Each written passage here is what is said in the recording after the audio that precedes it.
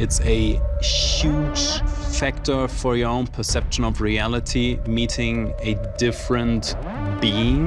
The whole planet deserves to know the truth. You may be one of the few people who might be able to help us understand. Species are brought together on a table and have diplomatic conversations This is with each other. happening? This is happening. Where? Give an example. What happened with you? This gray being enters the room. It's a strong, crisp frequency that your body reacts to. It's happening. It's happening behind the scenes. I mean, Tim, what is the true history of Earth?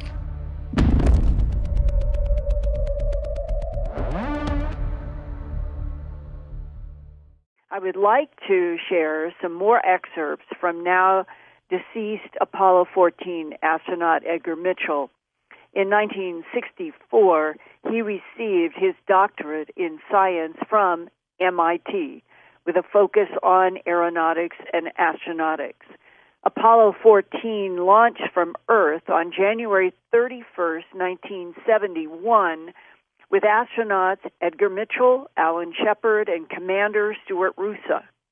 Edgar Mitchell piloted the lunar module and with Alan Shepard landed on the moon's surface February 5th, 1971.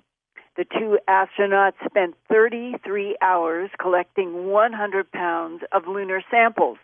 And during their return to Earth, Edgar Mitchell was staring out the window of Apollo 14, and he was looking at the sun, the moon, Earth, and stars. And later in a 2007 documentary called Shadow of the Moon, he said, quote, "Suddenly I realized that the molecules of my body and the molecules of the spacecraft and the molecules in the body of my partners were prototyped and manufactured in some ancient generation of stars. And that was an overwhelming sense of oneness, of connectedness. It wasn't them and us. It was, that's me. That's all of it. It's one thing." And it was accompanied by an ecstasy, a sense of, oh my God, wow, yes, an insight, an epiphany, close quote. Dr. Mitchell left NASA in 1973 and founded the nonprofit Institute of Noetic Sciences to support research into consciousness and evolving human potential. And at my website, earthfiles.com, I have one of the newer images of our Earth from the moon that I think is one of the most breathtaking I've ever seen. And I can imagine Edgar Mitchell looking at our Earth from the shadowy moon and out to the stars and looking at something like this and having that epiphany of oneness and that it all was somehow linked, mind to matter to light. Now, from WikiLeaks, we'll go back one step because this is really amazing. When Dr. Mitchell passed at age 85, it was on the eve of the 45th anniversary of his February 5th, 1971 lunar landing. He died the day or the night of what would have been the 45th year since he walked on the moon. Yeah. From WikiLeaks, here is an excerpt from Dr. Mitchell's email to John Podesta 2.5 years ago on June 25th, 2014. The subject was Dr. Mitchell's request for a meeting to discuss disclosure with John Podesta, then counselor to President Barack Obama.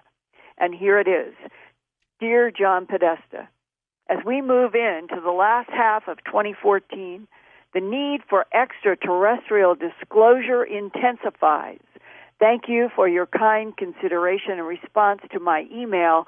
This 4 July weekend, I will meet with President Obama's friend, Ambassador Hamamoto, at the U.S. mission in Geneva during their Independence Day celebration.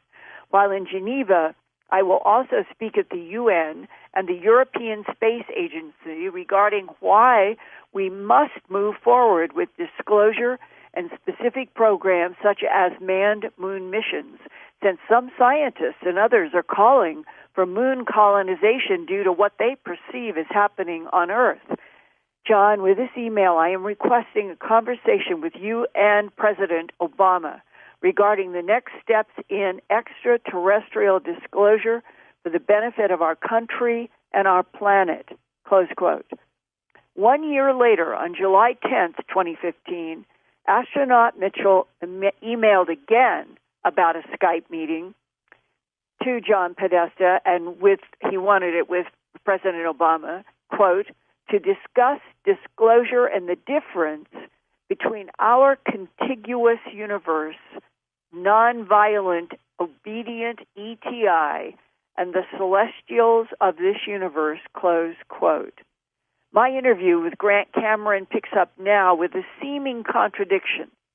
Nonviolent, obedient ETIs and celestials of the universe on planet Earth are linked to UFOs for decades.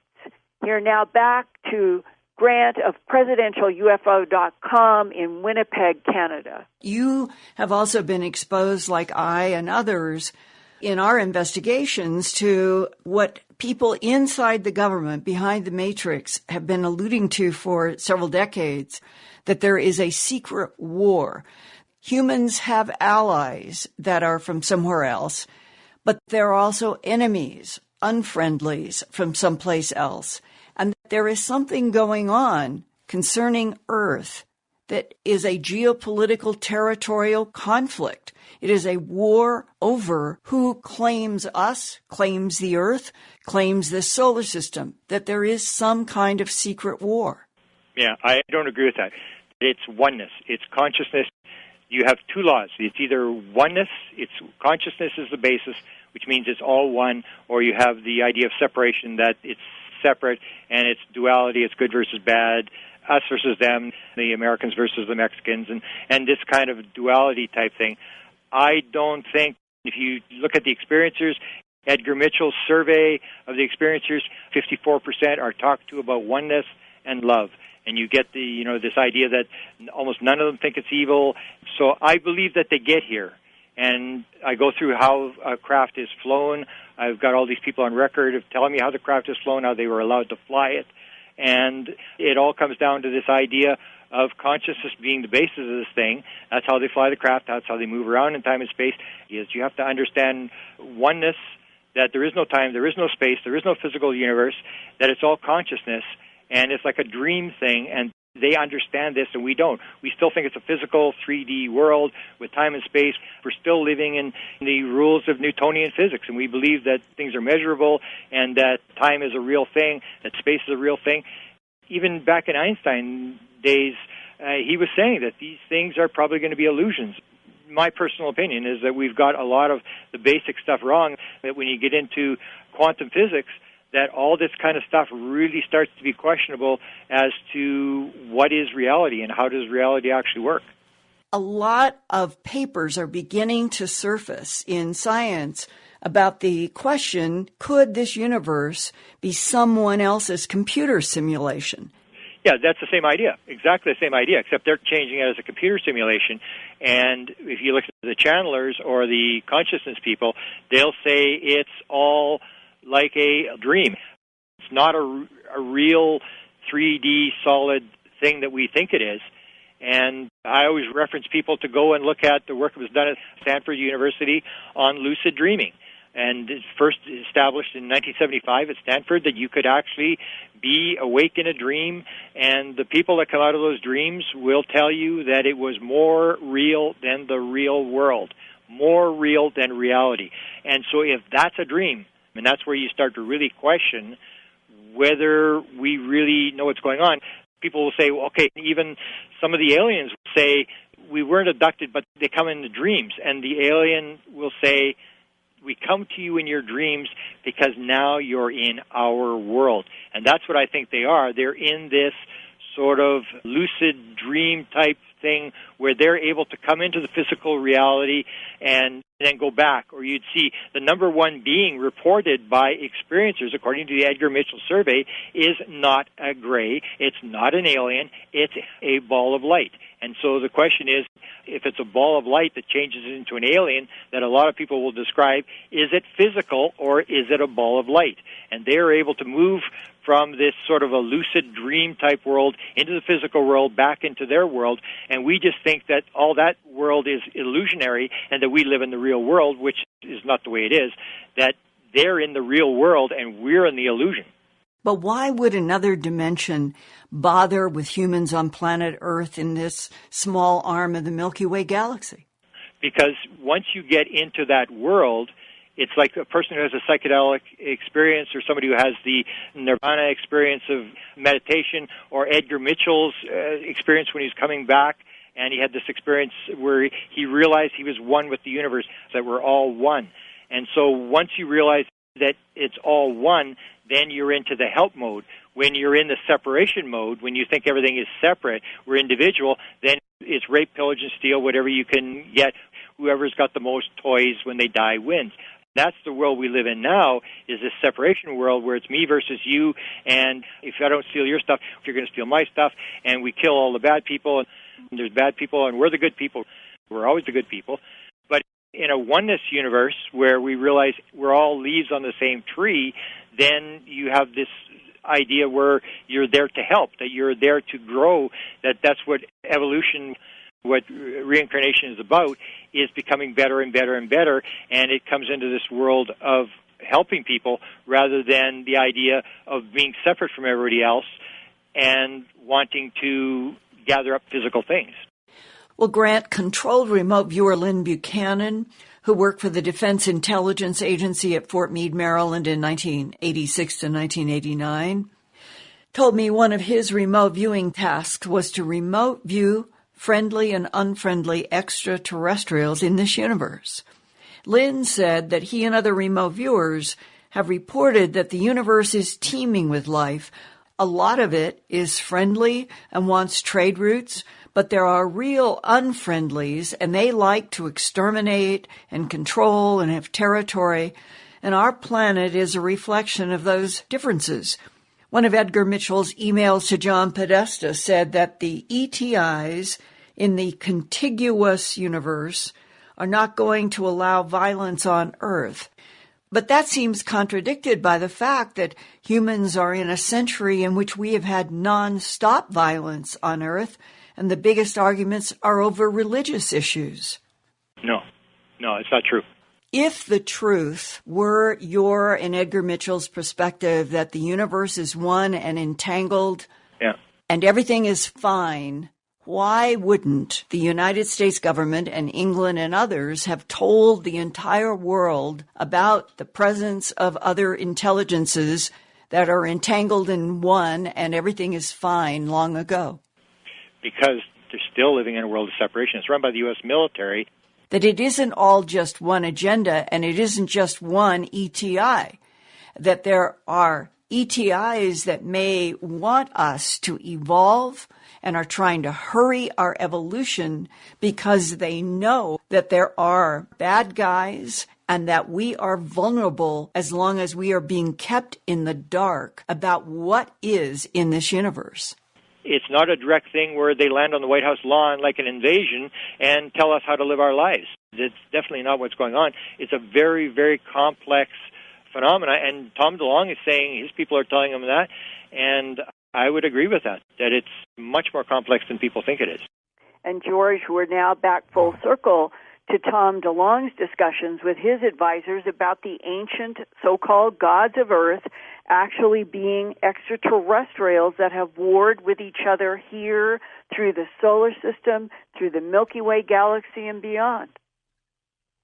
You know, Linda, the fact that Tom was able to get through to John Podesta in the beginning, to do these emails in the beginning, that's a testament to him. Well, yeah, I think that he has, however, remember when I did that interview with him on Coast, he said it was an aerospace meeting. Right. And I don't know if it was Robert Bigelow But that's where it started, and that person, who was the aerospace person, had the connections that started with the military that have led to the two generals now and Weiss at Skunk Works. And I think, like Grant, this is a tremendously important, significant step in terms of the level at which this is now being discussed. We have had a lot of people on who have had UFO reports. Now, Linda, you've got one with a Connecticut attorney. Tell me about this one. Right, and it's really important because in his entire life, he felt like he could be hurt professionally and otherwise if he ever told this. And now, finally, he reached out to me. And to set the stage, over the decades of UFO reports, there's been one sort of repeated description that has been in U.S. reports and other parts of the world, so completely around the planet. And that's when people say it looked like two pie pans or plates put together at the rims. Now, there is one historic photograph that was close enough to show details of a round aerial craft that looked like two pie pans joined at the rim with three windows below the rim. And this is very similar to what this attorney saw. And I have a photograph at Earth Files. It's been very interesting to learn about this photograph that was taken back in June 28, 1967 in Newcastle, Pennsylvania. This was with a Polaroid camera. You can't fool that.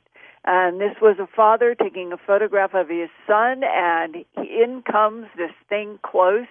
And this is this photograph at Earth Files for people to look at in the context that now we're going to go to the 1980s from the 60s, but it is very similar in some ways.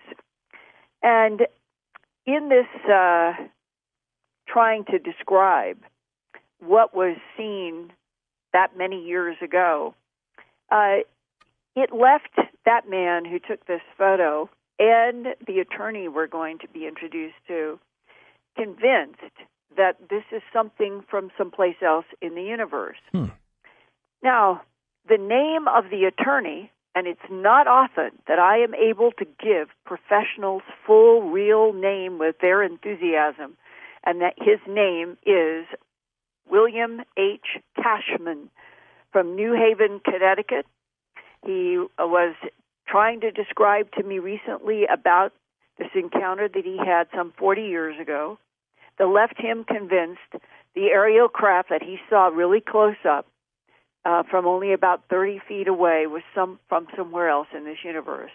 And it's so interesting. He first contacted me in a typed, hard mail letter. Came beautiful white envelope, very beautifully done.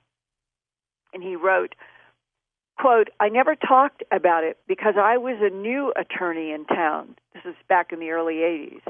People were very much less accepting of the phenomena at that time. But now I'm 71 years old and do not want the experience to die with me. This should be added to the volume of information we have, especially in light of the government's debunking, close quote. He gave me permission to use his real name and lifetime location in the New Haven and Madison, Connecticut region on the waters of Long Island Sound. Attorney Cashman's experience begins back in the early 1980s after a peaceful, relaxing day at the Hammonasset Beach near his home in Madison. Here from New Haven is attorney William H. Cashman. I was married at the time, and my wife and I spent from noontime till probably about 3 or 3:30 at the beach in Madison, and this is the town beach. We returned home, and we were both joggers, and decided we'd go for a jog into a park called Hammonasset Park. So we started our jog along a road that we lived on, which is a country road, and came to an open field at the fork in the road, and it was about maybe a 3-acre field. Jogged by it many times before using the same route. I was on the inside, my wife was to my left, and I looked in the field, and approximately 30 feet from the edge of the road was a UFO, like two plates inverted on top of each other. It was about 20 to 25 feet off the ground, more like 20. We went into a ditch on the side of the road to look at it. It was probably 25 feet at most from the side of the road. Colors? It was light metallic gray, about 25 feet in diameter, maybe 15 feet high. It had 3 windows, and there was light behind all 3 windows. And it was hovering there, making no noise at all. It wasn't oscillating at all. It was just hanging there perfectly still. What were the colors in the windows of the light? They were yellow, but not like our lighting. It kind of had a weird aspect to it. It was a little darker yellow. What was weird? The color just seemed a little off to me. So I spent a fair amount of time studying it because at that point in my life, I didn't believe in extraterrestrials or UFOs. I was sort of the kind of guy that said, if I see one from 20 feet, I'll believe it. And there it was. And so I was looking for rivets or seams, and it was absolutely, at least on the side facing me, was absolutely seamless. There was no rivets. It was just one piece. There was no discernible entry point or door. There was no propulsion system because you would be able to hear any type of propulsion. So we stared at it for 5, 6, 7 minutes, and I started focusing in the last 2 minutes on the windows, hoping I'd see something walk by. Nothing did. And I continually looked over my shoulder down the country road, which gets very little traffic, hoping somebody would come by and I was going to wave them down to have them confirm this UFO. But nobody drove by during that period of time. And then after 6 or 7 minutes, I decided to try to walk under it to see if it had a landing gear or any legs on it or way to land. So I was going to walk under it and just take a look. And as I did that, it took off. And when it took off, the UFO itself made no noise whatsoever, but there was a whoosh of air. And then this is the strangest part of the whole scene is that it did a strobe effect and got fainter, and it was going slow, not fast. Before it got to the treetops, it totally disappeared. So you didn't watch it fly away. It just totally disappeared. What was the strobe effect like? Well, July and August, the roads get really hot, and they get heat waves coming off the roads. And if you watched a car drive into the heat waves, it would get fainter and fainter and disappear. And that's exactly what I saw. It just went up and got fainter and fainter and was bouncing a little bit and then just disappeared. The most spectacular thing was the way it left. And there was just no question. I remember at the time thinking this is somewhere in another universe at this point. Now, what did your wife say? Well, when I stood up to go towards the craft, she was screaming at me to get back there because she was afraid something might happen to me. But she was more upset and afraid. I had a feeling of real calm. I had a feeling of they knew we were there and that they weren't out to do anything bad. And I felt very calm looking at it. In your life to date, at age 71, have you ever had a very vivid dream, like a virtual reality, that seems linked to that craft and what was in the craft? No, I've never had any dream concerning it at all. Have you ever heard in your area where you live, in Madison, Connecticut, of anyone else having an encounter with a craft, abductions, animal mutilations, beams of light, or anything else? Well, the next morning after this event, it was a Sunday that it happened, and in Monday's New Haven Register, in the far left-hand column on the front page, there was an article entitled, "Clinton Man Sees UFO." He wasn't in the same location I was. Clinton is the next town over from where I saw it. he called the police and got it reported to the newspaper. So I know on that date somebody saw a UFO. And I think there's still a lot of people out there who have seen things that don't report them. What is your own attitude now on the question, are we alone in this universe? Absolutely not. I'm totally convinced there's no craft that we're going to have for the next 500 years that could even come close to doing what this did. You've got a craft that weighs tons and is hanging in midair with no noise, no sound at all, and not oscillating half an inch. And the other thing I thought was important, if this were a drone of some type, an alien drone, why would there be windows and why would there be light on inside? So it had to be occupied. I just wish I hadn't walked towards it as soon as I did, and maybe something would have walked across the windows. As an attorney, what do you speculate could be the reason that something in such an advanced technology would be here? Yeah, that's the interesting thing. Why would it be in Madison, hanging in an open field? Since the early 1980s and being close to that disc craft, so close to the ground, have you ever seen or had any exposure to any other UFO-related event? Physically, I've never seen another UFO, but an interesting thing just came up. I had told somebody that I was writing you, and they related a conversation that this woman had with her husband. And her husband is in business, has a female client, and out of the blue, she told him about her brother being on his deathbed. The brother died about 2 years ago, and she hadn't told anybody else.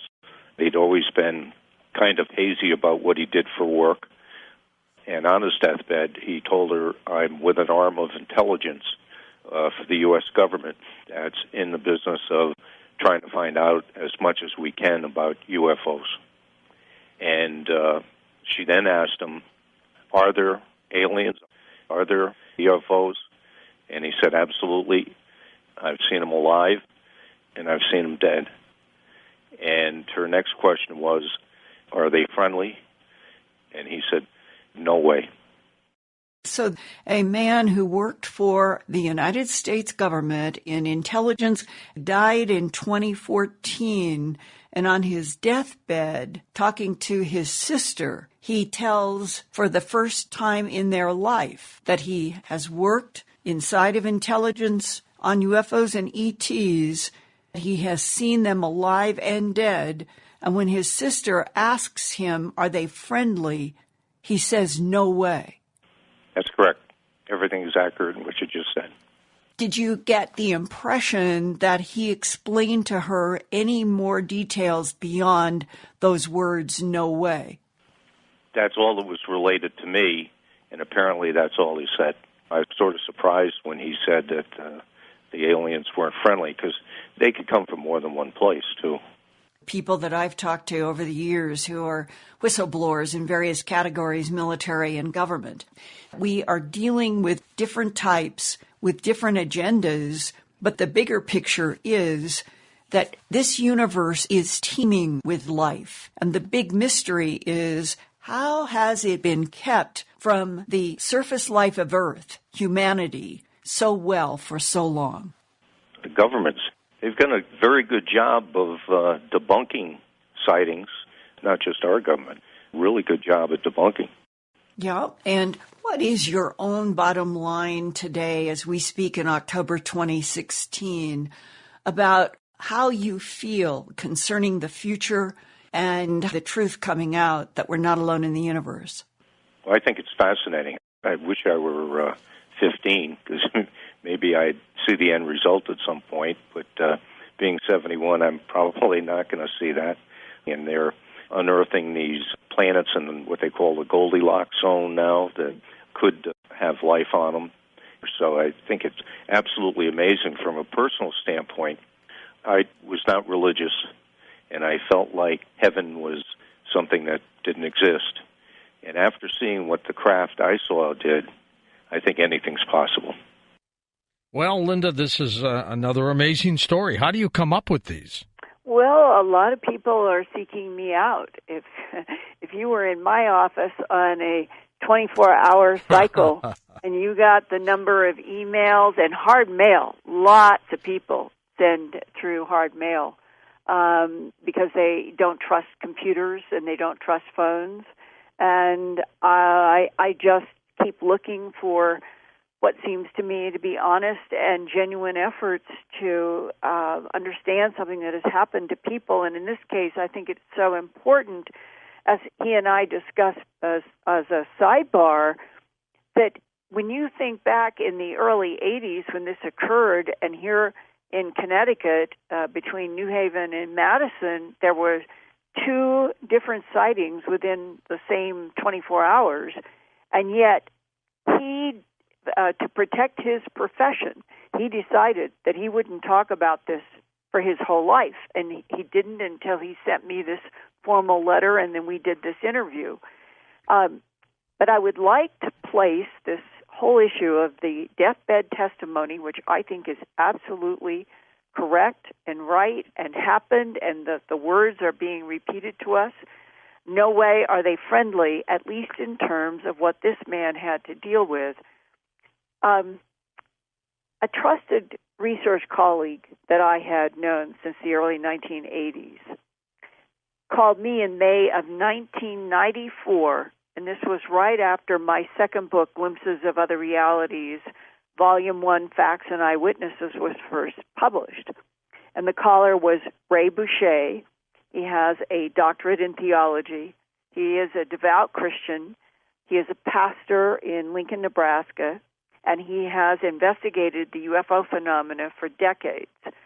And Ray told me on the phone in 1994 that he had been contacted by 2 men who showed identification to him from the National Security Agency, Fort Meade, Maryland, and the Defense Intelligence Agency in Washington, D.C.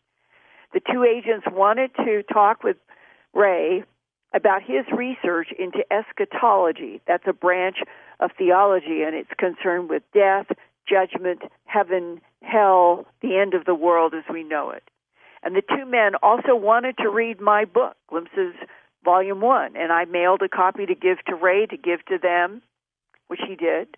And on June 21st of 1994, I received a floppy disk from the agents that I call the writers.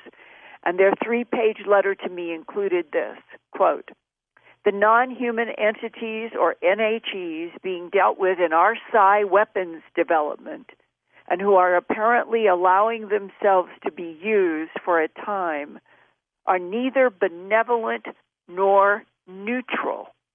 Your comments and thoughts addressing me concerning ancient civilizations and their contacts with the NHEs needs to be considered in light of the bigger picture of the deception of mankind as a whole.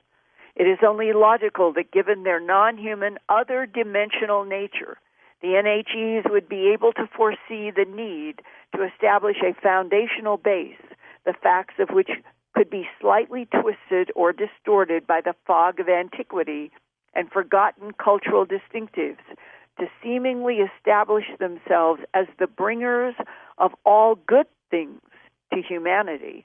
But the ultimate manipulators are not human," close quote. Linda, I've been following this story for, at least a few months. It's an unbelievable story, and I'm glad you followed up with us. Well, it's only a month and a half old. Yeah. It was by March 9th, 2015, that most of the world was seeing on internet and television the remarkable breaking news about a, quote, miracle in Spanish Fork, Utah. The news reports showed a photo of 25-year-old Jennifer Grosbeck holding her 18-month-old daughter, Lily, close and lovingly. Around 10:30 p.m.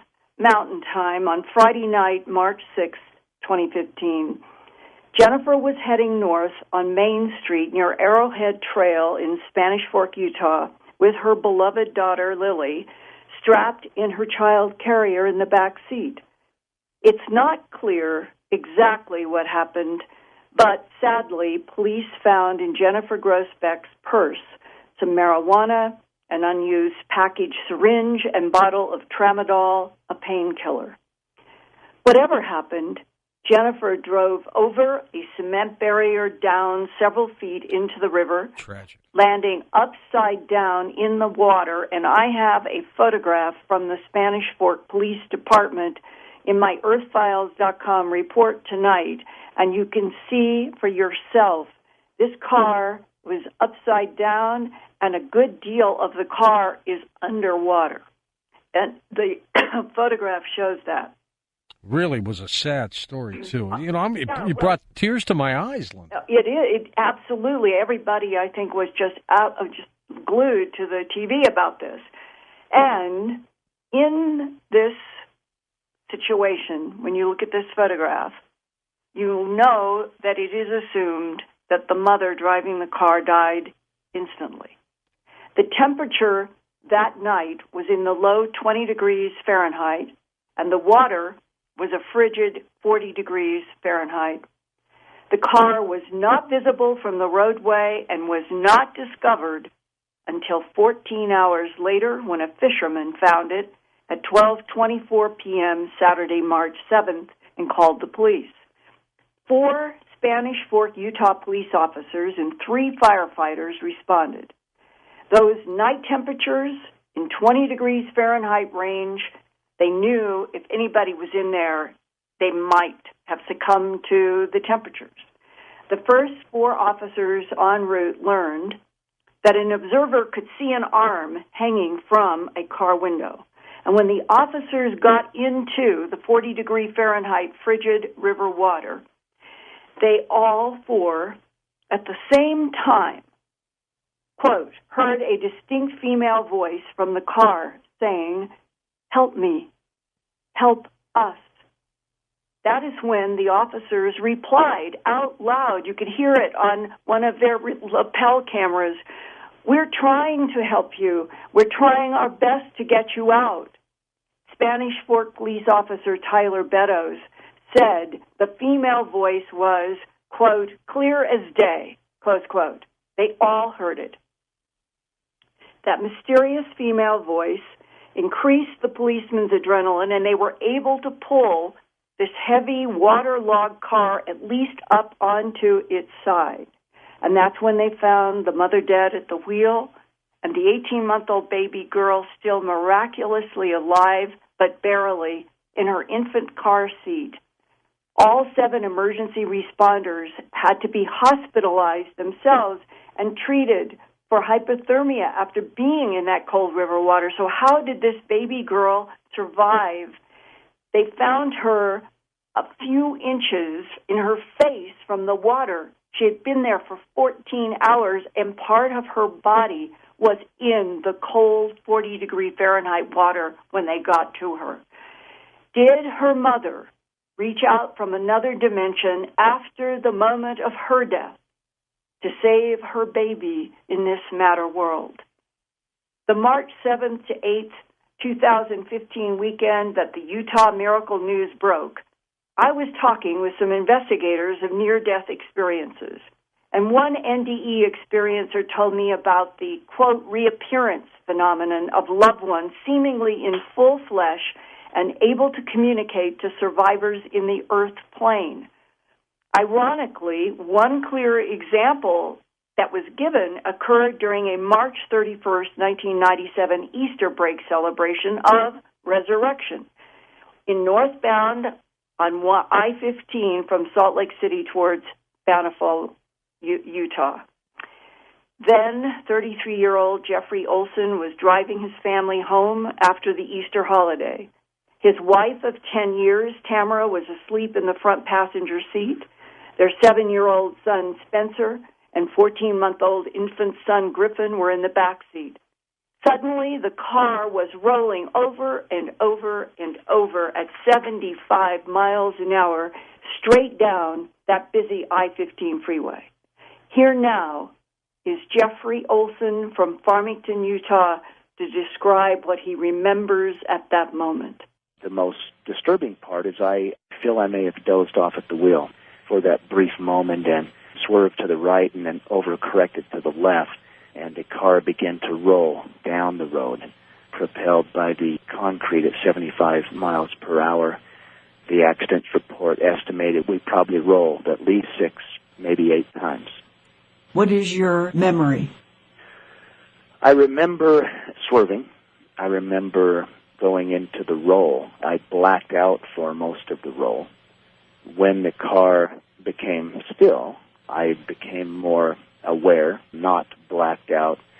The first thing I remember hearing was my 7-year-old crying in the back seat of the car. My initial thought was, I've got to get to him, and that's when I realized that I could not move. At that point is when I realized that no one else was crying. Both my wife and my youngest, half the family, were gone. I was very aware of that. I felt it. In that absolute mayhem, I became almost calm, and yet I knew I was losing consciousness. And it felt to me as if I were being embraced by a bubble of light. I seemed to rise above the scene, and it was as if I was being held in this calming, loving light. Were you looking down on the smashed car from above? I knew that I was rising above it, but the bizarre thing to me is I couldn't make sense of how am I feeling this calm in what had taken place. I became aware that I was in this different realm. I had read about tunnel of light and these type of things. I didn't experience any of that. It was almost like stepping through a doorway. It's like, well, I was there and now I'm here. But my wife, who I knew was deceased at the scene, was there with me. We were able to converse. Some were spoken words, but more of it was an unspoken communication. Why did you know that you were with your wife? Well, I did see her. I mean, I was there, and at this point, I could see her very vividly. And she looked just like she did in this realm. I mean, there she was, but she was okay, aside from the fact that she was quite upset and was saying to me, you've got to go. You've got to go back. You can't be here.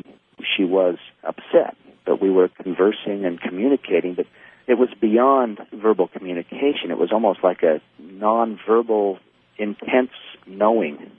What was in the environment around you and her inside of this bubble? Nothing at this point. It seemed as if we were simply surrounded by light. Was the light a color?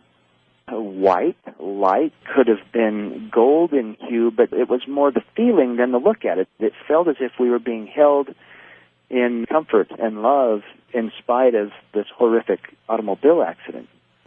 As you are feeling this intensity from your wife in this bubble of light that you must go back, do you remember communicating anything to her before you left the bubble? No, except I made the conscious decision to go back. I knew I was communicating love. I knew somehow that this was goodbye, and it was the most poignant goodbye I would ever say. How long had you been married? 10 years. And in those 10 years, you had the 7-year-old and the 14-month-old. That's correct. What I later found out is people did arrive at the scene of the accident. They rushed us to a hospital. They could do nothing for me there because of the extent of my injuries. They life-flighted me into Salt Lake City. My 7-year-old son was also seen to, and he was relatively uninjured. He cracked his wrist, and he'd banged his ribs up pretty good. But I was unaware of any of that. All I knew is here I was saying this poignant goodbye, and then I found myself, as I made the conscious choice, what I knew is that I had to go back, and she was emphatic about that. You cannot be here, you cannot stay, you've got to go back. I knew I had a child crying in the back seat of that car, and I was looking at the woman I loved more than life, but knew I had to come back to my child. So that's when I became aware of the hospital. When I made the choice to come back, I found myself wandering through a hospital. And when I say that, I was freely moving through the hospital, encountering the doctors, the nurses, the patients, the families, everything of a busy ER trauma setting. Everyone I saw, I knew them. I mean, I knew them perfectly, and I knew their love, their hate, their joy, their misery, their decisions, their motivations. I knew their very heart. I felt this absolute oneness connection to them, and actually experienced an overwhelming, unconditional love for all of them. Everyone I saw, no matter what walk of life or station they held. You are moving as if you were walking through the hospital? Yeah, as if I was walking. I wasn't floating. It was as if I was walking, but I don't recall taking steps. Do you think it was your soul spirit disconnected from your broken body and it was trying to find and reunite with your body? Absolutely, because eventually I came up on a body or a man laying on a bed that I didn't feel anything from, like I was these other people I was encountering. So I stepped closer and looked, and indeed it was me, or was my body. And I stood there looking at that, thinking, wow, what a mess. It was a wreck. And feeling an overwhelming sense of sadness over what had taken place, knowing I had to get back in that body. What happened microsecond by microsecond of being outside of the body that you're looking at through your soul spirit eyes and having to get inside of that body? I was looking at that body and remembering things from my life and feeling that life was such a gift. Now I've got to get back in there, and it's going to be completely different. My body will never be the same. I've been a Division I athlete, and now I knew I would be somewhat crippled, or I certainly wouldn't get around the way I used to. And it was as quick as a conscious decision. It's like as soon as I made the choice, I'm getting back in the body, boom, then I was back in the body to the pain, the guilt, the trauma, all that had happened, and I was ventilated. You know, there was a respirator doing the breathing for me. My legs were immobile, crushed and shattered. My right arm was immobile. Now back in this broken, cut, maimed body, did you preserve both the perspective from outside the body and now inside the body? I did. I knew I had been out of the body, and in fact I was in the hospital for almost 6 months, 18 surgeries as they pieced me back together. Could you describe what the nurse and the doctor communicated to you about what they experienced in that surgery room with you? Yes. The nurse explained that as she came into that triage area, that she seemed to see that I was surrounded by light, and she felt an intense love, and that she saw the soul of my deceased wife there with me. She communicated that she found it so profound, she ran to get the doctor. Come quick, you've got to see what's going on down here. The doctor then spoke up, and he said, I didn't see anything, but he said, I felt something. And he said, I felt as if it was your deceased wife communicating to me, letting me know, not with words, but he said, I knew that it was imperative that we save you. And he did say, you were in pretty rough shape. We were not sure if you were going to make it. She was begging that we save you, that we go to all measures to get you well. He said, the interesting thing is, as I worked on you and was assessing the injuries and working with you, I felt her or heard her say, thank you. And that's when I burst into tears. That's what she would do. The doctor said, we're just shocked you're alive. I haven't seen anyone with your injuries alive, let alone survive them. So I had 2 clinicians show up who were saying, hey, we experienced something very interesting at the same time, which was unique.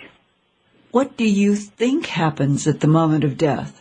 Well, for me, if I truly left the body and died and I was on the side of the road, how could I feel calm, feeling that everything was okay?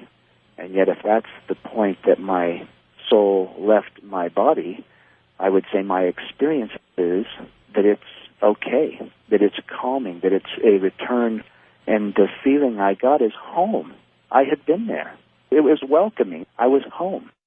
Then what do you think life in this dimension is about? Over those months in the hospital, I would come back and forth. I had some profound interactions with the other side. And the only thing I was ever asked is, to what degree have you learned to love? And that may sound sappy, but however it sounds, I'll tell you what, I have fully embraced that this realm is simply for us to learn. And I think what we're here to learn is to love, and not only other people but ourselves, and realize that we're simply having an experience. You know, we come here to, in some ways, experience what we're not, that we can embrace what we truly are. And in my experience, that is divine. We are part of that. We come from that realm, we are that realm, and we're here playing this crazy game we call life, simply learned to love, to forgive, and to create a more heavenly place here. In other words, there may not be anywhere to go. Maybe we're meant to create it right here and experience it here, and that might be the crazy game we're playing. And the wife of Jeff, he told me, appeared solid to him, alive to him, and communicated with the strength that he knew in her that he had to get back in his body, and the impression that he got was because he had to take care of their surviving 7-year-old, and that he and she, they communicated, she to him, the baby, the young son, was with her and was fine in whatever dimension that she was in. And then you have the nurse in the surgery room who sees a solid-looking woman in light next to Jeff Olson, and the surgeon feels a presence, and then both the nurse and the doctors hear the wife urge them with an impression inside of them to keep her husband alive, and they hear the words, "Thank you." Now, what is the physics of this? How does, after the moment of death, whatever that is, interact with this matter world? Is it different from the third man factor that has been written about of explorers such as Shackleton and others that find themselves in remote places and they are desperate for help, and there is no possibility of something dropping down, food, or keeping them going, and yet they feel a presence that is so close that in one case in the 1930s, a person who was high up on a mountain actually gave, perhaps disoriented, but broke a piece of food to hand to the person that they were relating as being with them, comforting them, helping them, protecting them, and at that moment, handing the food, realized no one was there. What is that third man factor that is different from what happened with Jeff Olson, what happened with the woman and her baby in Spanish Fork, Utah? That's next. Linda, you become sort of an expert in the afterlife now. Well, I've always been interested in the moment of death because it's part of life, and it is a mystery to every person who has ever lived. What does happen at the moment of death? Is there a continuation?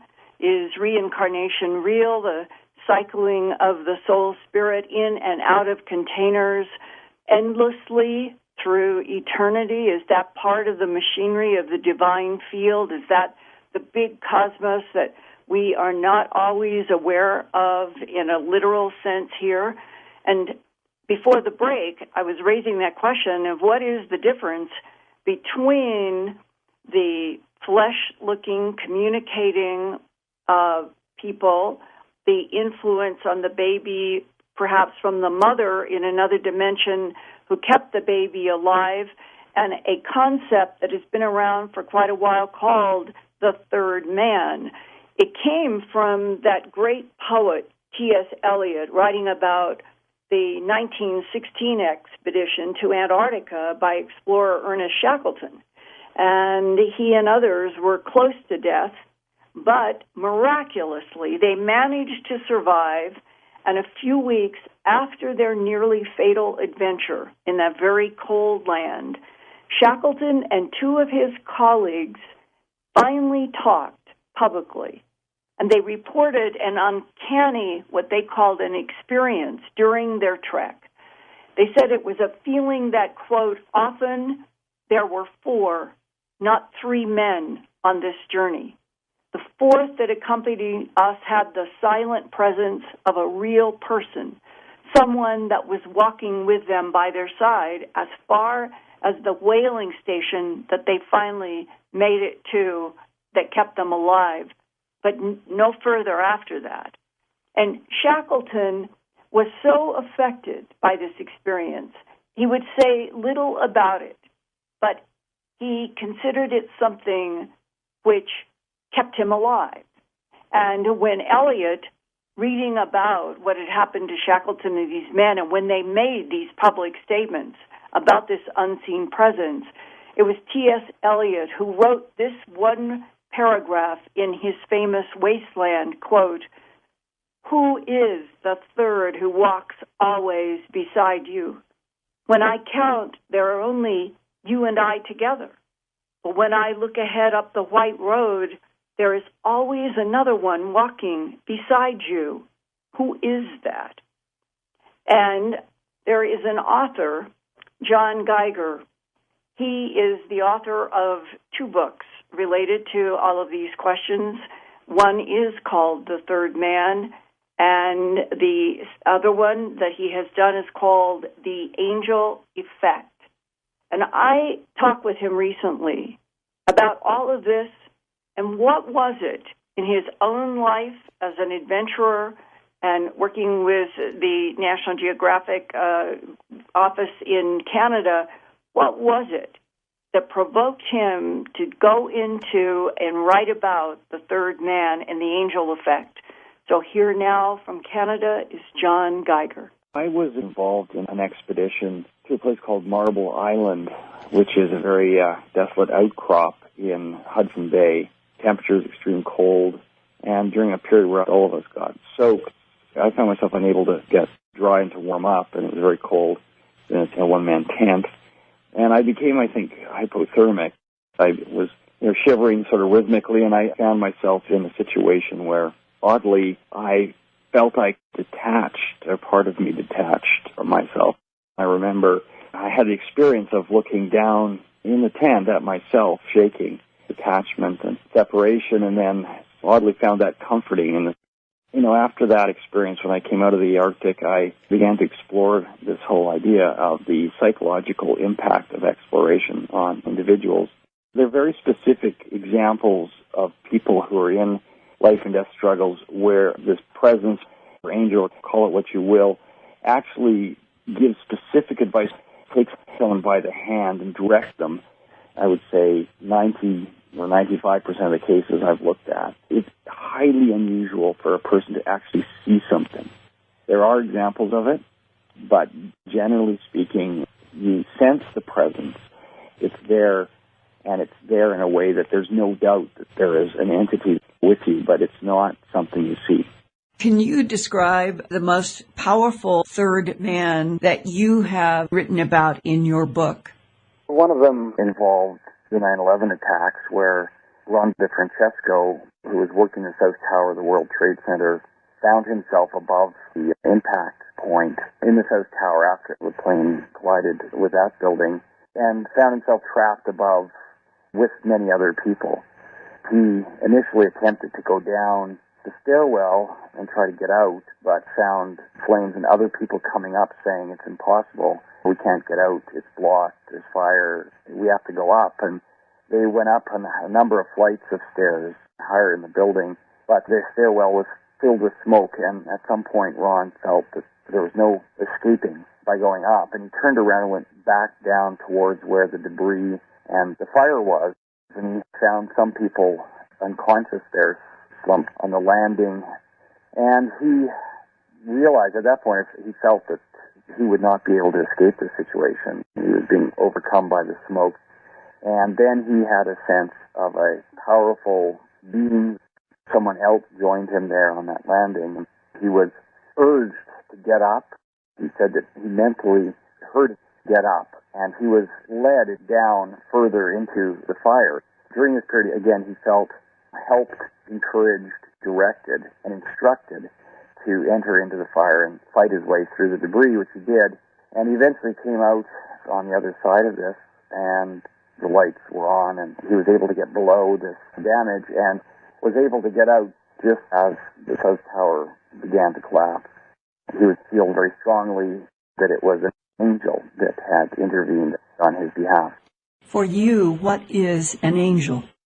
Something greater than oneself that intervenes at critical moments in our lives to help us. There's a point we reach where we no longer have the capacity to help ourselves, whether in a car or in a river, we are alone in situations where we are beyond the ability to help ourselves, and yet somehow help is found.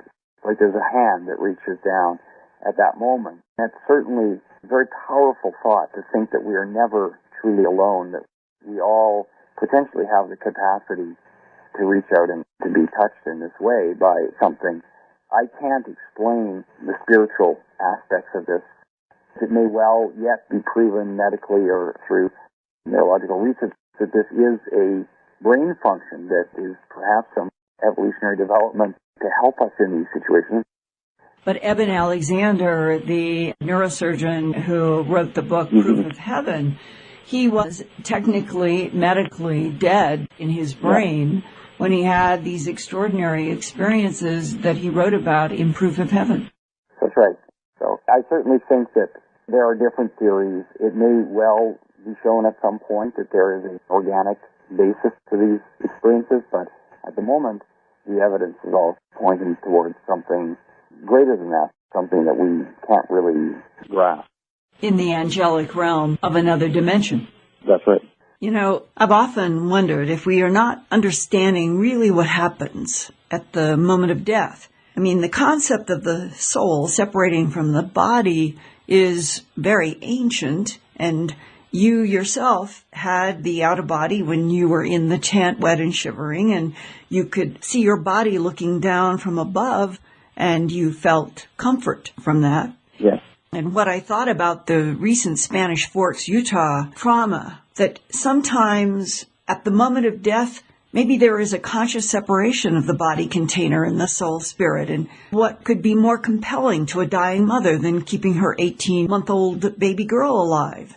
And somehow there must be a physics in that dimensional separation in which the mother's soul spirit could work to try to keep that baby alive during the frigid night, could direct the fishermen to find the car under the bridge, and could inspire the police department to send 4 officers. All 4 policemen told reporters that they heard a female voice call out, "Help me, please help us."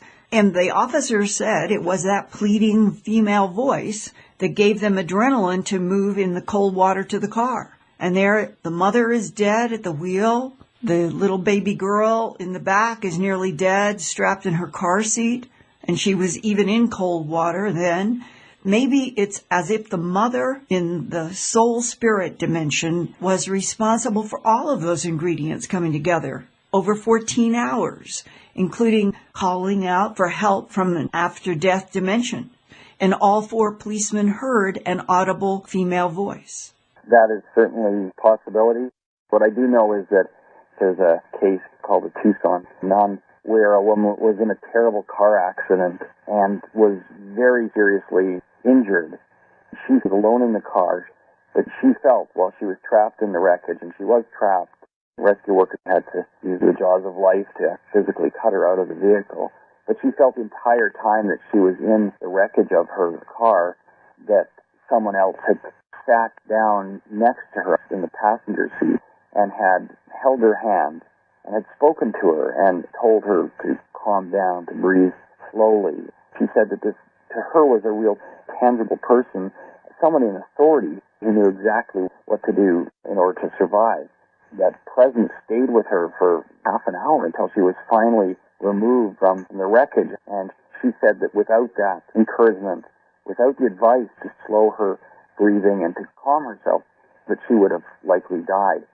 When she did finally regain consciousness, she asked who was it who was with her in the car. And that became an obsession for her to find out this woman who had been with her. She felt it was a nun. The rescue workers were eventually tracked down, and they said there was nobody in the car with you. You were alone. That it was impossible to get in the car, and it was almost impossible to get you out of the car. What do you hypothesize is the physics at work between the matter world and our consciousness now versus the moment of death and these examples of something in the unseen, in what you would think is some sort of other dimensional frequency being able to interact with this matter world? Well, what's interesting is that, there are a number of different neurological and psychological theories as to what's happening. So This has happened with enough frequency to highly credible people that science is now taking a close look at it. The theories are out there. One of them involves what's called a hypersensitive agent detection device, or HAD, which is an ancient part of our neurological makeup that seems to be a way that humans develop to protect themselves against predators and against enemies. But John, the sense of this has to be of a presence, which means there is something else there. It isn't just inside the mind of the person. Yeah, that's right. In every one of these explanations, they get you to the point where we do know that you can evoke a presence through the brain. If you stimulate the temporal parietal junction of the brain, you can actually evoke a sense of a presence. But the presence is invariably creepy, unsettling. It's not benign or benevolent. It's not a very good experience to have. This has actually been replicated in a lab in Switzerland, but it's not the same experience. The person is not describing the power and the benefits that people in these terrible situations, suffering tremendous levels of stress, and experience a great comforting, benevolent power that intervenes and helps them. Sometimes gives them very specific tips as to how to survive. Science has taken a couple steps in that direction, but it certainly in no way explains the phenomenon. And George, the physics of all of this is what really provokes me, and I think probably the top one or two books that I have ever read in my life is by David Bohm. It's called Wholeness in the Implicate Order. And he wrote this in 1980, and there was one section where he does a fascinating description of an experiment to do in a lab, trying to get across the idea of what the implicate order enfolded and unenfolded means.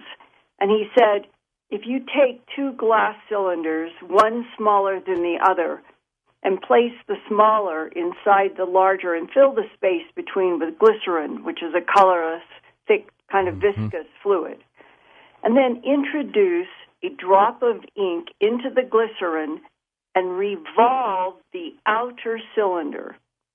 As you do this, the ink will stretch into a thread, growing longer, thinner, and fainter until it completely disappears.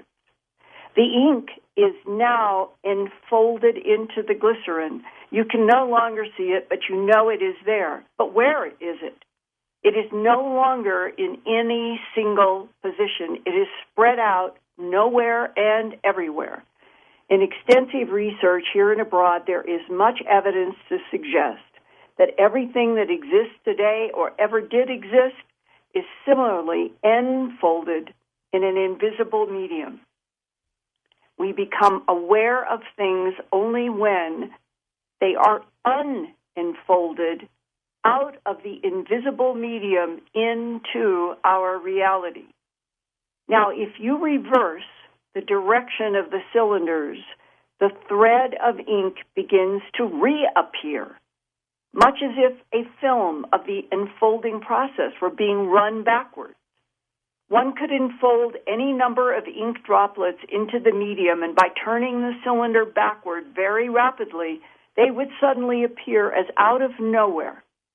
This is the mechanism of how we become aware of the reality in our world, enfolding and unenfolding the ink drops in the glycerin is comparable to the enfolding and unenfolding an object backwards and forwards through time and space. Everything exists everywhere at once, enfolded into an invisible, seemingly timeless medium. And for me, this could explain how many dimensions, and this is Linda talking, could be layered together, including where we go after the moment of death. And that the physics of the universe, once upon a time, I used to puzzle over that statement, from the alpha to the omega. All that has been and that all that ever will be is already there. That's a very difficult statement to comprehend. Sure is. But when you contemplate David Bohm's ink experiment, that you could wind into and fold into maybe an infinite number of dimensions, and then unenfold a process in which all that has ever been and ever will be will appear.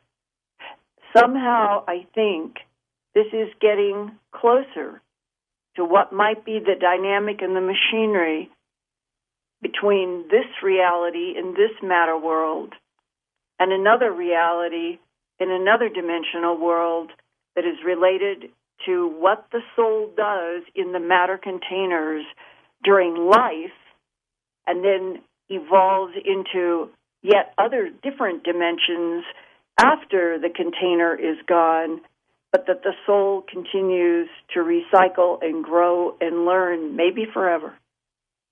And knowing you, Linda, you're going to report on the other side for us one day. I'd like to keep going forever, yes. To an incredible story Linda had for us last month, and this all developed now from a phone call that came into the program when Linda was on the air with us. Well, during our radio program, Open Lines, a man named Don called in and said that his uncle from the U.S. Navy had a briefcase that contained top-secret files in black and white photographs of crash disks and entities. And Don said that his uncle showed the contents of the briefcase to him and his mother and some other relatives sometime before his uncle's death in 2002, and before his uncle burned everything under orders, he said. And I asked Don if he would leave his phone number for me to follow up. He did, and tonight I would like to share some of the details that Don told me about the photographs and his uncle's alleged first-hand experiences, George, with live humanoids classified as extraterrestrial biological entities. And Don told me there was not just one crash. He said there were two others at the same time that his uncle talked about. One near the Trinity site on White Sands, where we exploded the first atomic bomb test in July 1945. The third was east of Alamogordo and Holloman Air Force Base on the Mescalera Indian Reservation. Those three crash sites are consistent with the leaked MJ-12 documents that Bob and Ryan Wood have published and have been investigating now for several years. One is the July 22nd, 1947. That would be just a couple of weeks after the crashes. It's called Interplanetary Phenomenon Unit Summary. Another, the Majestic 12 Project's first annual report, was written later. And you can see, I think, important excerpts from these leaked, alleged government documents right now at my news website, www.earthfiles.com. At the top of the headlines page, there is a hot link to this science report and excerpts from these two important leaked documents. Now, the July 22nd, 1947 top secret interplanetary phenomenon unit document begins, quote, the extraordinary recovery of fallen airborne objects in the state of New Mexico between 4 July to 6 July 1947, and goes on to say that about a half hour before the clock turned to midnight, going into July 4th, 1947, quote, radar stations in East Texas and White Sands Proving Ground, New Mexico, tracked two unidentified aircraft until both dropped off radar. Two crash sites have been located close to the White Sands Proving Ground, unquote, and those were specified as near Corona and the other near Oscura Peak and the Trinity site at White Sands.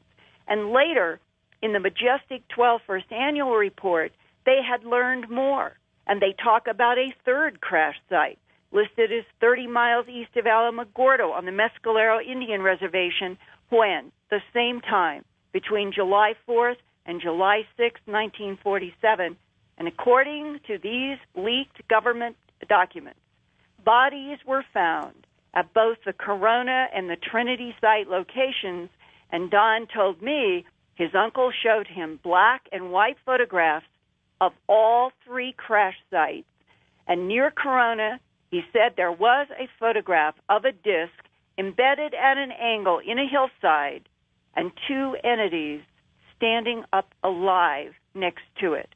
There were also two smaller dead bodies on the ground.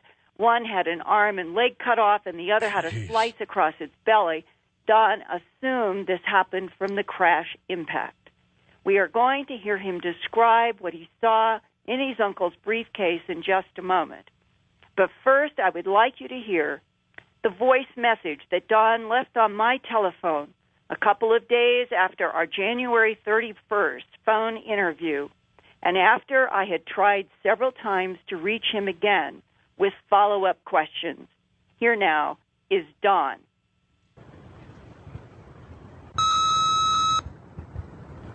Hi, Linda. It's Don. The reason I ain't returning your calls, your phone's been bugged. I've been getting some calls, and I've had people following me, so I'm going to kind of back out of this. I don't know what to tell you. You can call me and I'll answer it, but I ain't going to say anything else.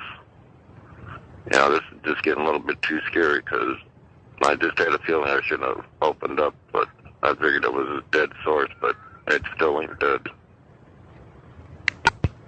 This isn't the first time that I have had a long, in-depth phone interview with somebody or have talked with them in person and have received exactly this kind of phone call from people backing away because the government comes and intimidates, even though his uncle has been dead for a long time and the documents were burned. And now let's go back about 5 years ago when Don's uncle in the Navy was still alive, but dying from a blood disease and other ailments.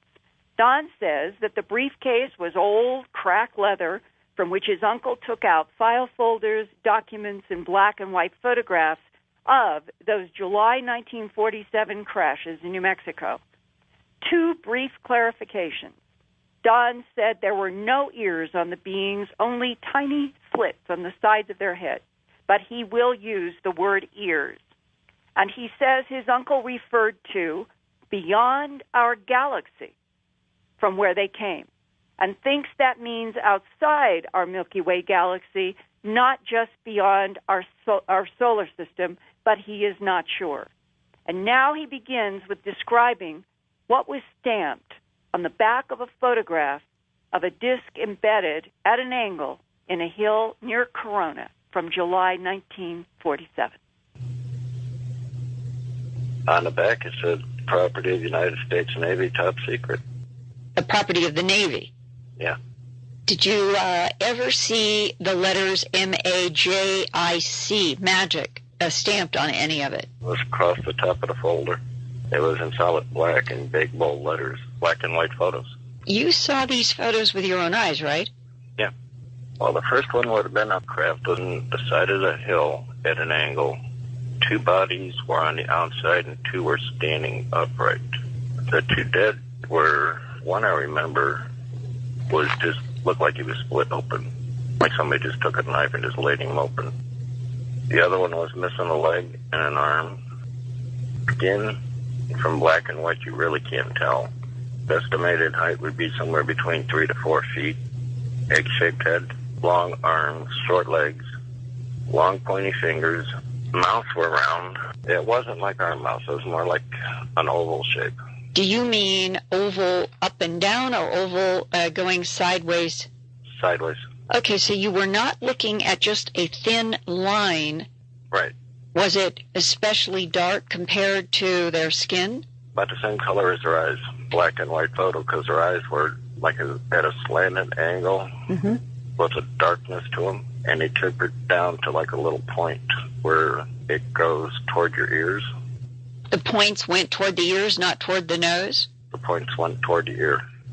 The skin looked wrinkled, almost like it had some type of uniform on it, but I really don't know. And it was just like you take a piece of paper and put a little crease in it. You know how the actresses use skin tone bodysuits? Oh, yeah. I would put it somewhere in that category. Did your uncle explain how they got that disc embedded in the hill out? What did they put it on? How did they move it? It was moved by a flatbed truck covered in a tarp with 2 cranes that removed it from the side of the hill and moved it in the middle of the night. You thought maybe 30 feet in diameter? Yep. Did your uncle mention anything about our military firing at these discs? Our military fired at them, but it didn't do any good. We were told not to tell anybody for the rest of our lives. But I figured, hey, it's time to let it out. Right. I wondered if he said anything that day when he was showing you all this material from his briefcase. Did he say anything to you about why the secret would still be being kept in what essentially now is the 21st century? They just don't want American people to know that ETs or humanoids or whatever you want to call them exist, and that some of them could have power to literally wipe us off the face of the earth. Did he say that? Yep. Did he say anything about who these entities were, where they were from, and that sort of thing? They're outside our galaxy. That's all he would tell us. And that they were trying to teach us what they knew of different forms of medicine. They were strictly here for peace. From another galaxy? Yeah. What I think the government calls extraterrestrial biological entities, that the acronym is EBIN. Did your uncle ever use that term, EBIN? Yeah, but he didn't pronounce it even. What did he say? He said it was Eben. Every now and then you'd catch something on news or on that they broadcast from Spain or somewhere else showing this unidentified thing, and they were explaining this swamp gas and all this other stuff. And he'd just start laughing, and everybody'd look at him like, "What are you laughing at?" And he'd say, "If only the people only knew what it was." He told you when he was showing you the photographs that these Ebens were from another galaxy and that they were here to teach us about medicine? Yep, and how to live in peace. They don't seem to be doing a very good job. No, they don't. Of course, the government ain't letting them out either, are they? It's a very big puzzle, and that's why I'm hoping that maybe your uncle told you something that would give us some insight about why it is all seemingly so strange, confusing, and complicated. One letter I read, it was by a Welkerman or Walkerman, I don't remember the last name, but he said it would cause mass panic if the American citizens should find out about ETs, because they would automatically confuse them and terrorize them. They would automatically confuse the public? Yeah. And the terror would come from what? That I never went into detail. It just kind of ended there. I don't know if it meant terrorizing the aliens or terrorizing the American public. And when we come back after this break, George, we'll go into what the uncle told Don about his telepathic communication with the Ebens. They made him trust them, even though the government had taken a position of tremendous mistrust. I got to tell you, Linda, great job, first of all, in getting Don comfortable enough to come back and talk to you. Yeah. Especially after that phone call. Now, he sounded pretty jarred. And I got to tell you, for a moment, you sounded pretty jarred talking to him. You have, and you and I have talked before, and I think you've talked about it in the program. You think you've been bugged before, right?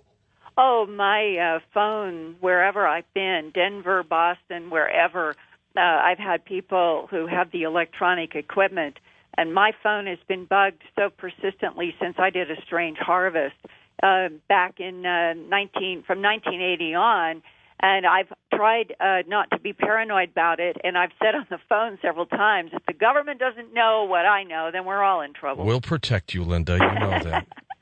This is an incredible story. I mean, it just keeps getting bigger and bigger. And so I can't wait until the next half hour when we come back. And I'm also looking forward to this chat with the mother of Daniel Burrish. This is going to be interesting. Okay. Linda, let's get right into this story again.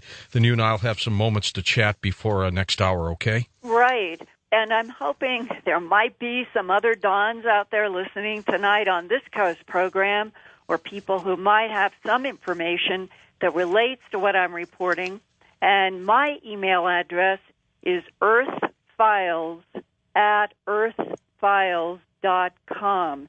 It's the same word as my website twice, earthfiles@earthfiles.com. And I'm happy to communicate with anyone off the record as well as on the record. Now, back 3 weeks ago on January 20th, the Coast to Coast we did then, I talked about how General Nathan Twining, back in the end of the 40s, has actually been found quoting and having been said that discs were, from his point of view, enemy weapon systems. And President Truman ordered the United States Air Force to shoot down and retrieve discs. Now, what we're going to come up with here in this next piece from the interview that I did with Don is his explaining from his uncle why there was so much aggression, and yet his uncle did not agree with the policy. Let's hear now, Don. Here we go. According to Truman, he didn't trust him. Do you know why? No, it wasn't written. Truman just said to keep him under confinement and not to let a word leak out. And it was for private eyes only, if I remember the letterhead right. Did your uncle try to explain to you anything that he understood about why Truman would not trust them? No, he never did say that, but he had complete trust in him. Your uncle trusted the Evans. Yep. He said he didn't feel any fear around him. So your uncle had been face-to-face with them? Yes. Did he have telepathic communication?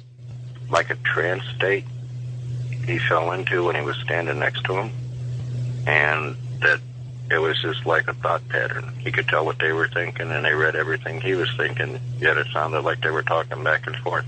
But it was inside of his head? Right. And did he hear his own thought voice, or did they have a distinctly different quality of sound inside of his head? He said they had a higher pitch than we do, but it was completely audible, and he could understand every word they were saying. Did he ever say that I asked them telepathically, why are you here, and hear from them directly? That they were just basically here to shed peace upon the world and to teach us how to live in peace and to explain some of the medications that would cure 90% of the disease in the 50s. Medications? Right. His closest contact with the Ebens was in 47? 48. In 48 after the crash? Right. And where was that? Greenland. Area 51, Groom Lake. And that's where he was in contact with, was it one or more Ebens? There was two there that he was in contact with. And were they working with our government? Yep. And were they working on technology or? The way he put it, it was a sealed room with a ball floating in midair suspended by nothing. What were they doing? What he witnessed was like, how can I put it, one room within a room. Mm-hmm. Like there'd be a cubicle inside of a larger room. There was a metal sphere, what he described, that was just literally being moved side to side, up and down, with nothing holding it. Okay, now, was the metal sphere inside of a glass room? Yeah, it was glass, plastic. And then there was another room. Where were the people watching this?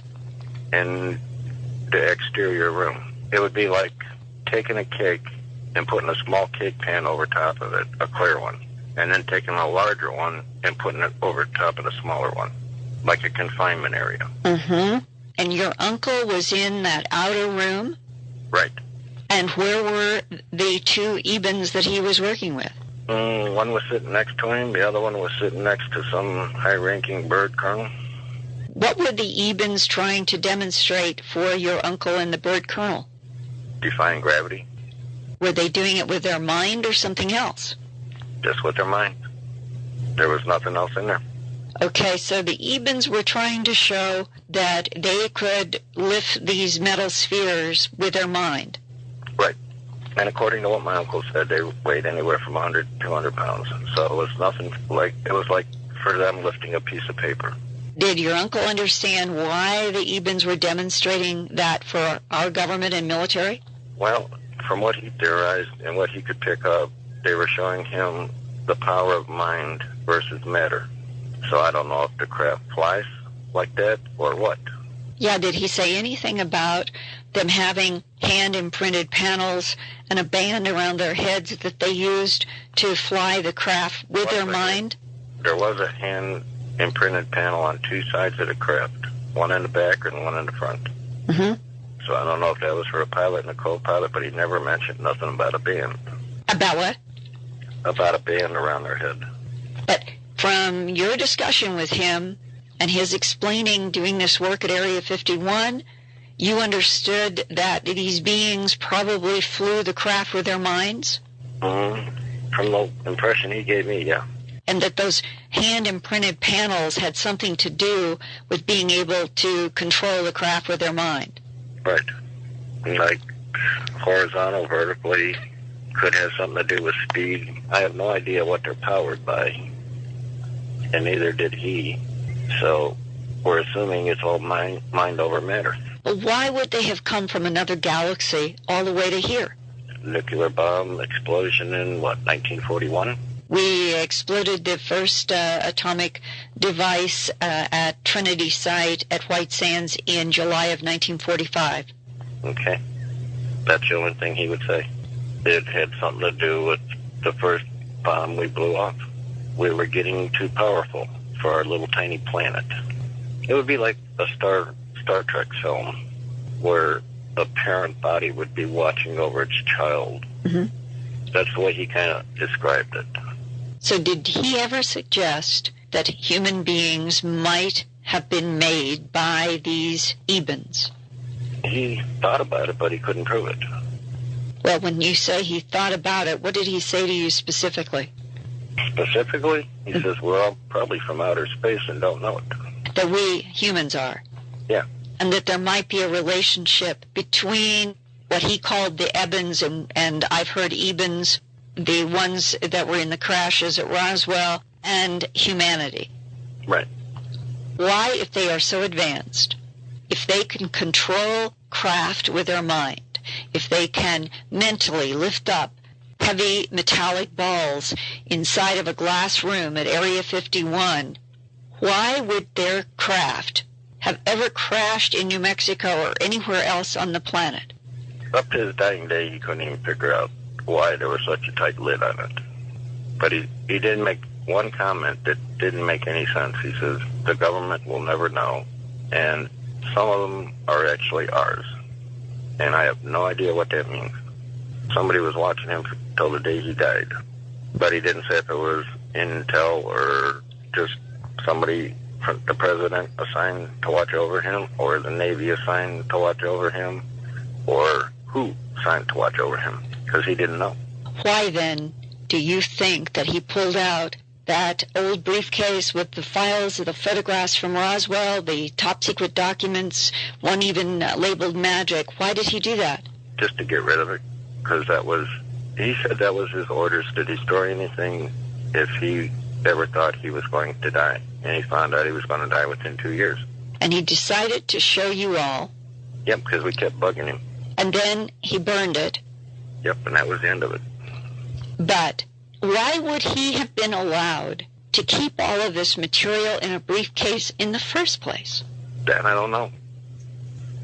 And that, to me, is one of the big puzzles, because I think that Don is trying to describe exactly what he saw with his own eyes, even if we don't have context for a lot of the questions and what seem to be such paradoxes. If a man had telepathic communication with these beings and thought that they meant nothing but peace, why is it that the administration had taken a position, basically, of military aggression? And to this day, in 2006, I would say that there is still indications that there is some kind of, I don't know if you would say Earth's secret war. That sounds awfully strong.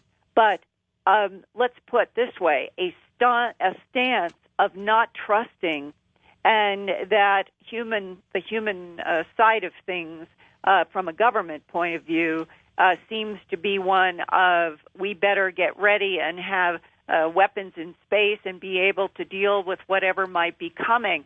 And that, to me, George, is one of the big puzzles, because you hear some people who have had firsthand experience with what they call the EBINs, or extraterrestrial biological entities, who say that they think that they have no hostility toward humanity at all. And yet, I personally received a letter, a handwritten letter from somebody who was working in an agency in Washington, D.C. back in the mid-1980s. And the letter to me, among many other things, said, "And we know the EBINs lie," L-I-E. I have never been able to get more details about that, but I think that gives or should give pause that if we're dealing with such advanced technologies, they shouldn't crash. And that was suggested to me also, that our government began to wonder if some of the crafts and the crashes were absolutely planned so that certain technologies would be put in our hands. One man said, "We know that we were given red herrings to slow us down in some areas.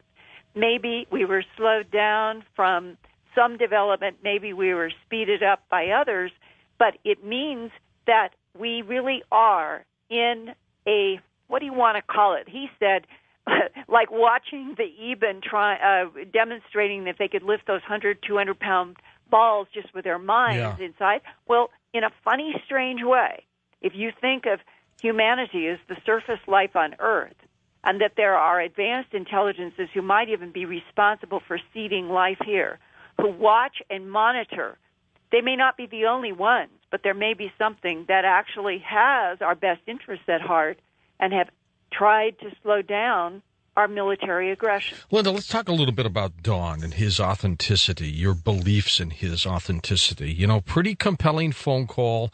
It adds to your incredible investigation into this initial story that you had on last January.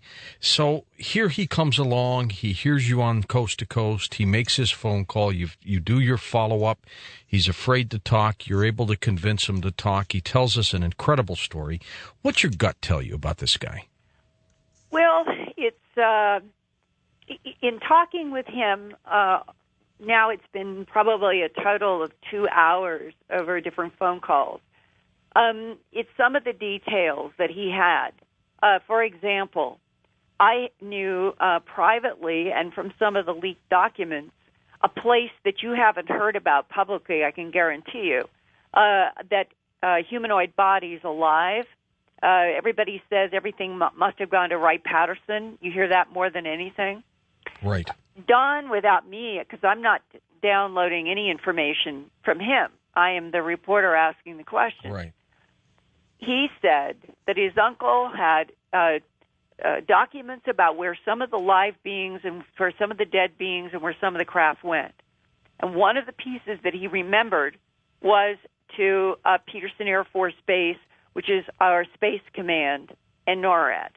Now, NORAD didn't exist then, but what he meant was to Peterson Air Force Base. Which was there at the time. Oh, absolutely. Yeah. And now, when you go back into the documents of the late 40s that have been leaked, one of the surprising things is how important Peterson Airfield and ENT, E-N-T, was at that time, and a lot of people have never heard of ENT either. And that's in the Peterson Airfield complex that is now today Space Command, and then NORAD came into the picture in 56 or so, I think it started, when they started building inside of the mountain to build the big NORAD.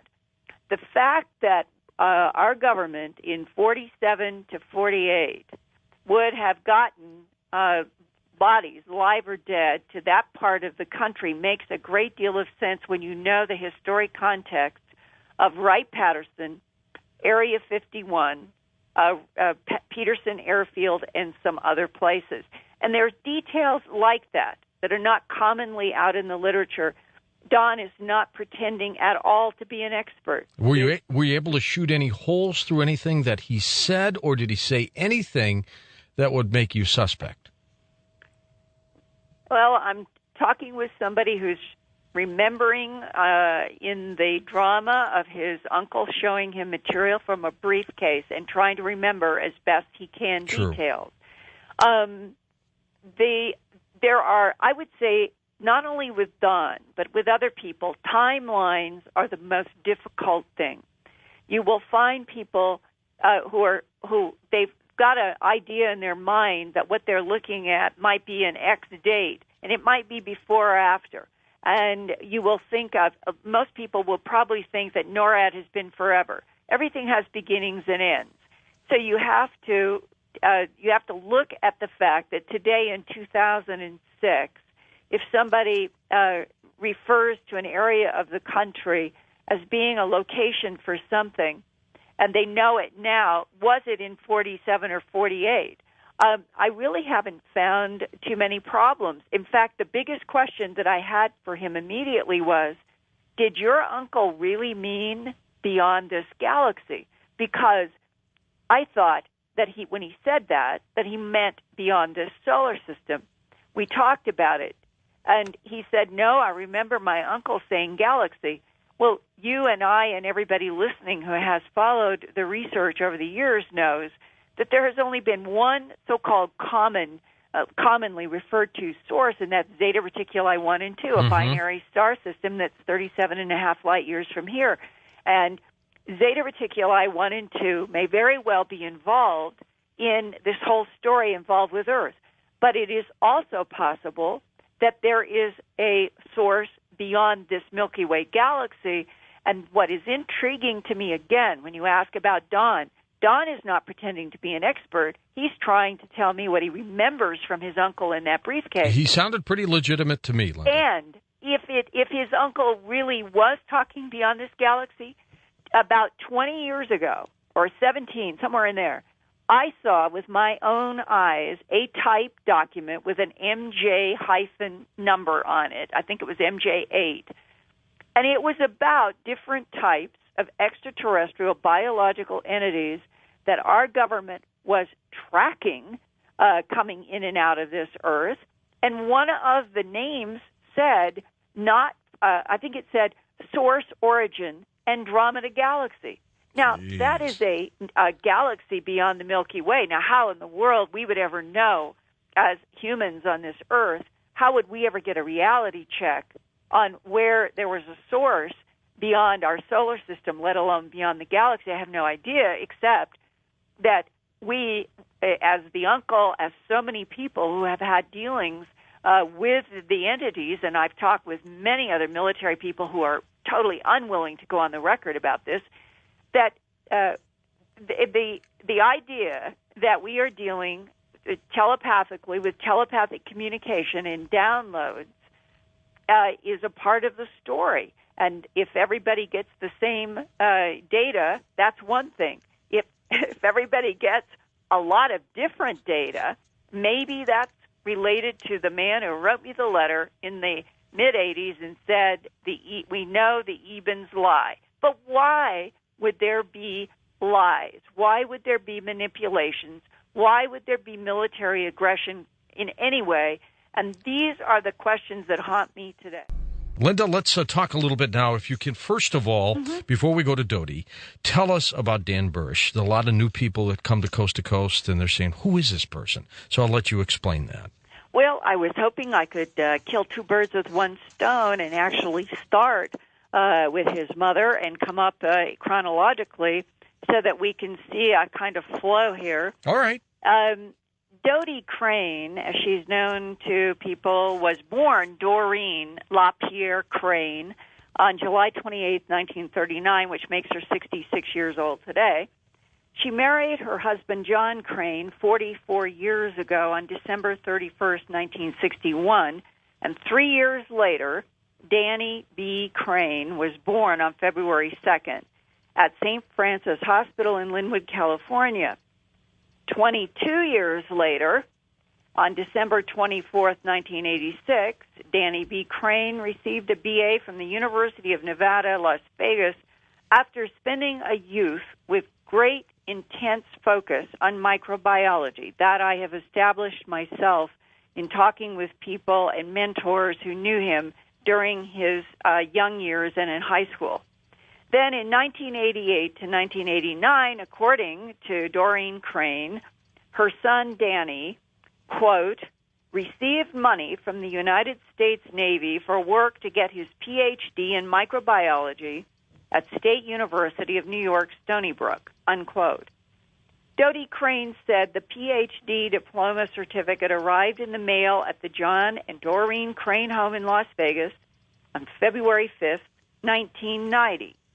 John Crane says he put it in a frame and he nailed it to the living room wall. And now as we speak, in 2006 February, Dan Burish is now 42 years old, and he has not seen either of his parents since October 5th, 1993. Now, he walked out of their Las Vegas home and never returned, and there's controversy about what happened. The only thing I can tell you is that Dan Burish told me a year or so ago that he did work on a top-secret MJ-12 project for the United States Navy that took him into, specifically, Area 51 S4 between 1989 and 1994. He says that's the only relevant time of his story. And then, while he was there, he allegedly worked in a clean sphere with an EBIN, one of these extraterrestrial biological entities, on a medical project. And I think it was on Coast a year ago, amid the increasing amount of smoke and confusion around the Dan Burish story. I told you that as much smoke as there was, I still thought that there was some fire there, and I still do based on some of my own independent research, but it is without doubt one of the most controversial sagas in the whole history of the UFO phenomenon, and nothing really has been proved.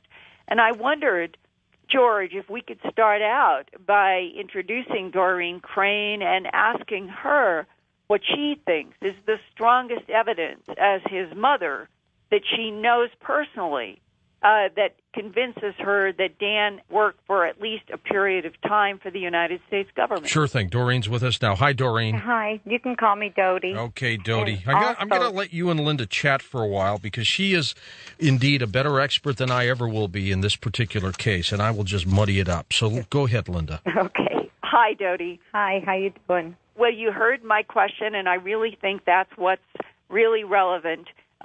What has convinced you, as his mother, from being around him before he left your house and never returned?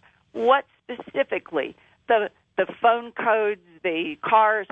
Tell this audience about what you know personally. Okay. First of all, I forgot to mention to you when I was talking to you about a W-2 form from the U.S. Naval Intelligence that John used to make Danny's taxes. And we had a W-2 form, but of course they were attached to Danny's copies and stuff, and he took those with him when he left home. But you're saying your husband personally saw a W-2 Navy form because he did your son's taxes? Yes, and I seen it too, because I used to sit around with John when we did the taxes. Okay. Now, talk about the phone. Okay, the phone calls. When Danny was living at home and everything, well, first of all, he got picked up with the Navy, got involved with the U.S. Naval Intelligence at UNLV.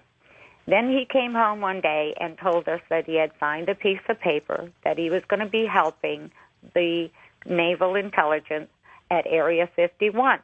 And he was 18 years old. We almost blew our stack because he had signed a paper.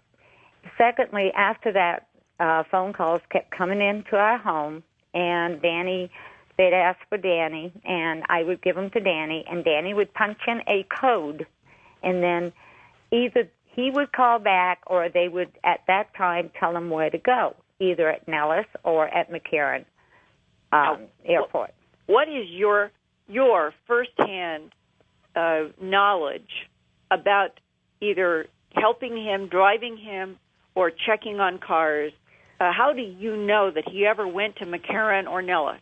Well, first of all, 18, 19 years old, you kind of wonder what's going on. So couple of times I followed him when he had his own car.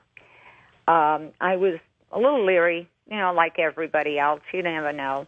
But it was true. He was going to Nellis. His dad drove him to Nellis also, and he was going to McCarran.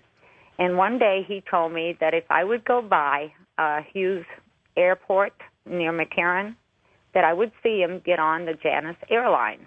And I did. I seen him get on. And the Janus airplane is supposed to be the small one to fly scientists out to Area 51S4. Correct. And so, I mean, he told me, he said, Mom, if you want to see this, come on over and see it. And I drove by and I waited a few minutes and I watched him get on the plane. And it was my son getting on the plane. It was nobody else. Dodie, would you say it is fair on this February 10th, 2006 night to say that neither you nor your husband nor anyone right now has anything that would stand up as solid proof that Dan B. Crane Burrish worked with an extraterrestrial biological entity in a sphere at Area 51S4?